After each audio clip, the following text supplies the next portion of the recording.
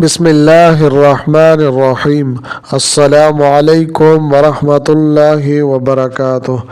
عزتمند مسلمانانو ورونو او خویندو، امید لرم چې تاسو به روغ جوړ بیئ او خوشحال بیئ. زما د الله رب العزت نه دا دعا ده، دا سوال دی چې تاسو چرته هم یئ، الله رب العزت مو همیشه د پاره روغ جوړ خوشحاله و باد ساته. آمین. عزتمندو، نن د یوې نوې او خاص وظیفې سره زه ستاسو مخکې حاضر یم. نن درته د آیت الکرسی یوه ډېره بهترینه او عظیم الشانه وظیفه بیانوم چې دې وظیفه کې الله جل شانه ډېر لوی طاقت کې ښودلی دی. دا وظیفه چې څوک د خپلو مصایبو دپاره، د خپلو مشکلاتو دپاره او په څه کې چې مبتلا وي د هغې دپاره وکړي، انشاءالله تعالی الله جل شانه به دغه مشکلات او دغه پریشانۍ ختمې کړي. صرف د 7 ورځو وظیفه وکړئ، انشاءالله تعالی په دې یوه هفته کې به الله جل شانه د ستاسو دغه مسایل ختم کړي. که قرض مسایل وي، که د جادو جناتو مسلې وي، یا د رشتې د نکاح حاجت او مسائل وي، ان شاء الله تعالی ډیر زر به الله جل شانه د ستاسو د حاجتونه چې د سم متعلق هم وي، خو په شرط دی چې جایز وي، کریم رب به پوره کړي. زما عزتمندو، حضرت امام غزالی رحمهم الله تعالی دا یو ډیر لوی عالم تیر شوی دی او بلا شي کتابونه لیکلی دي.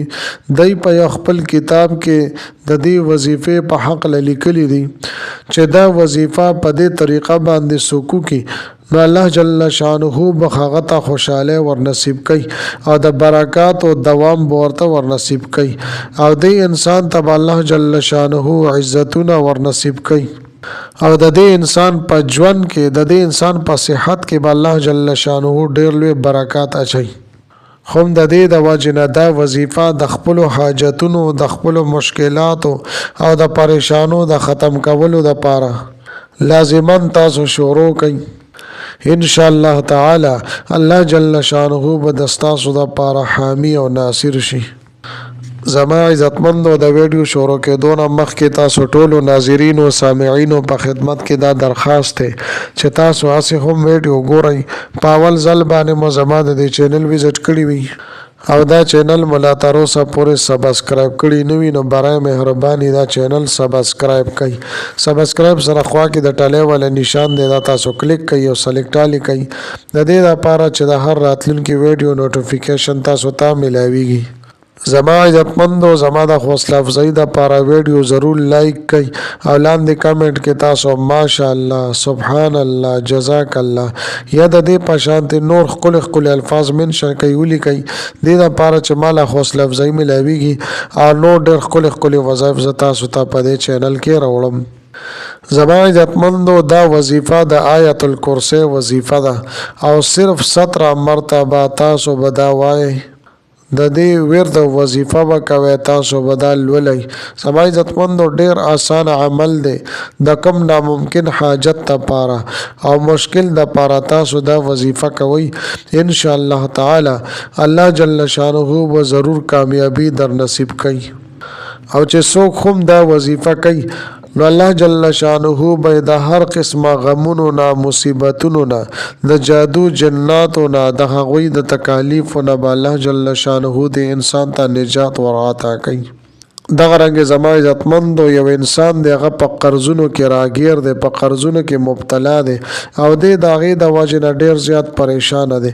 زما عزتمندو، که ستاسو قرضونه دومره وي چې د غرونو برابر ولې نه وي، بیا به هم الله جل شانه د دې وظیفې په برکت سره د ستاسو د قرضونو ادا کولو دپاره به د غیبو نه اسباب مهیا کړي. دغه شان زما عزتمندو، د کاروبار دپاره، د روزګار دپاره ډېر بهترین وظیفه او عمل دی. بس صرف یو خبره دا یاد ساتل پکار دي چې په دې وظیفه کې به تاسو دوام اختیاروئ، همیشه به تاسو دا وظیفه جاری ساتئ. د همیشه مطلب دا دی زما عزتمندو چې د دې یو هفته ټایم دی، نو یو هفته به تاسو په مخه دا وظیفه کوئ. ځکه چې زما عزتمندو زمونږ بعضې وروڼه او خویندې داسې وي چې هغوی وظیفه وکړي او عمل شروع کړي، یو ورځ یې وکړي، 2 ورځې یې وکړي، 3 ورځې یې وکړي او بیا وایي چې زمونږ وظیفې کار ونه کړو، زمونږ عمل کار ونه کړو. نو زما عزتمندو په دې باندې مستقل مزاجي پکار ده. خامخا بستا کار کیږي، ضرور بستا کار کیږي، ځکه چې دا د الله جل شانه کلام پاک دی. ګورئ زما عزتمندو عام معاشره کې د چا د طرف نه مونږ ته میسج راشي یا د چا د طرف نه مونږ ته خط وغیره راشي، نو هغه مونږ څومره توجه دیان سره ګورو. نو دا قرآن مجید هم مونږ ته د الله جل شانه له طرف نه یو میسج دی، یو خط دی. پکار دی چې مونږ د دې عزت قدر او احترام وکړو، دا زده کړو او په دې باندې عمل وکړو او مونږ خپل مسائل د قرآن عظیم الشان د الله جل شانه په کلام باندې خپل مسائل حل کو. نو زما عزتمندو مونږ ته چې کله مشکل او پریشانې مخې ته راشي، نو مونږ دنیا طرف ته متوجه شو او د خلکو دروازې ټکو او د خلکو نه د هغې حل طلب کو. بهر حال زما عزتمندو مونږ ته الله جل شانه طرف ته متوجه کېدل پکار دي. ٹھیک ته ته به سایم کې خپل کوشش پنګ کې ځان بستړی کې، کله چې زما عزتمندو یو وظیفه ته کې په هغې کې توجه دیان ستا برابر وي او یقین او بروسه دې په الله جل شانه باندې مضبوط وي، نو دومره به د ستا په دې وظیفه کې اثر ډیر وي. بهر حال زما عزتمندو په دې ویډیو کې زه تاسو ته د آیت الکرسی د وظیفه ذکر کوم. زما عزتمندو آیت الکرسی بعد دا په 3مه پاره کې راغلی دی او په دې کې د الله جل شانه اسم اعظم ذکر دی او د اسم اعظم په باره کې نبی اکرم صلی الله علیه و آله وسلم ارشاد فرمای چې چا اسم اعظم ولستو دا غي نه پس کومه دعا هم وغواړي الله جل شانه د هغه دعاګانې قبلای. نو زما عزتمندو آیت الکرسی داسې یو آیات مبارکه ده چې په دې کې د الله جل شانه ګڼ نمونه په دې کې موجود دي. په دې کې د الله جل شانه د کمال قدرت او د طاقت ذکر ده. لہذا زما عزتمندو تاسو دا خاص وظیفه ضرور ورځې په مخه باندې وکړئ. او زما عزتمندو زه تاسو ته 2 قسمه وظیفې ذکر کوم د آیت الکرسی چې تاسو ته په دې کې کوم وظیفه هم آسان وي، هغه طریقې سره تاسو دا وظیفه کولی شئ. یعنی وظیفه یو د طریقې 2 درته ذکر کوم.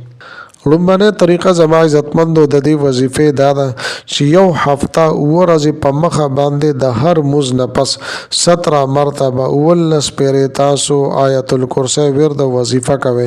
اول او آخر کې 3 پیرې درود شریف تینا مخ کې رستو تینا وایي. نو 5 وال وخت منځونو پاسه 17 مرتبه 19 پیرې تاسو دا لولئ. او دویمه طریقه زما عزتمندو دا ده چې د یو مز نه پس تاسو په یو ځای باندې 70 مرتبه او یا پیرې هم لوستلی شئ. یعنی د ورځې نه 24 غنټو کې صرف یو پیره 70 مرتبه به تاسو د دې ورد وظیفه وکوي او روزانه هر ورځ به تاسو 70 مرتبه د دې ورد وظیفه کوي تر ورځو پورې به تاسو د وظیفه جاری ساتئ. زما عزتمند ورځ بلا نوی تیری چې تاسو ته د دې اثرات ښکار شي. ان شاء الله تعالی تاسو کوم مشکل وي پریشانی وي الله جل شانه باغه ختم کی. تاسو خپل مقاصدو کې کامیابی غواړئ، حاجتونه پورا کېدل غواړئ، ان شاء الله تعالی دا حاجتونه به الله جل شانه پورا کی. زما عزتمند ډېر بهترین عمل له مجرب عمل له صدقه جاریه په تور باندې خپل دوستانو سره شیر کړئ. ملاویږم بتاو سره بل ویډیو کې بل وظیفه سره.